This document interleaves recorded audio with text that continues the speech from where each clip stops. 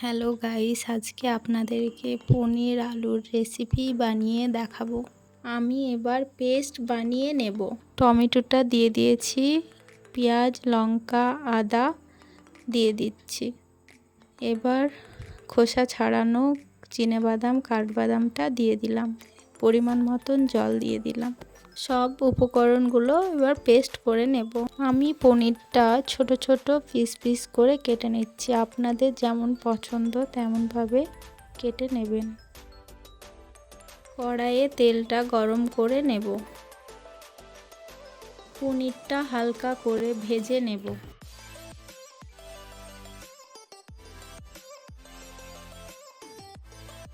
পনিরটা ভাজা হয়ে গেছে, জলে তুলে নেব। জলে পনিরটা ভেজানো থাকলে সফট হবে। ওই তেলে আলুটা হালকা করে ভেজে নেব।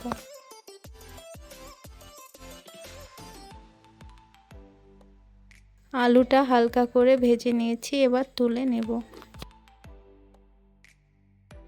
ওই তেলের মধ্যে কালো জিরে ফোড়নটা দিয়ে দেব। সব রকম মশলার যে পেস্টটা বানিয়ে রেখেছিলাম সেটা দিয়ে দিব। এবার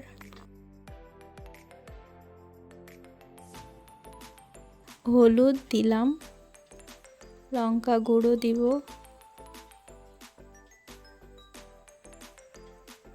তারপর ধনে গুঁড়ো, জিরে গুঁড়ো। মশলাটা এবার কষিয়ে নেব ভালো করে। আর লবণটা দিয়ে দিব, স্বাদ মতন চিনি দিয়ে দিব।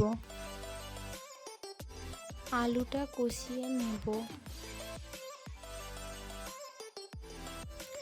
জল দিয়ে কষিয়ে নেব ভালো করে। তারপর পনিরটা দিয়ে দেব। পনিরটা দিয়ে একটু ভালো করে নেড়ে নেব। ঢাকা দিয়ে কিছুক্ষণ ফুটিয়ে নেব। যারা মাছ মাংস খেতে চান না তারা এটা বানিয়ে খাবেন। খুব সফট ও সুস্বাদু হয়েছে। এটা ভাত, রুটি, লুচি সব কিছুরই সঙ্গে খেতে পারবেন। রেসিপিটা ভালো লাগলে লাইক, কমেন্ট, শেয়ার, সাবস্ক্রাইব করবেন। ভালো থাকবেন, সুস্থ থাকবেন। ধন্যবাদ।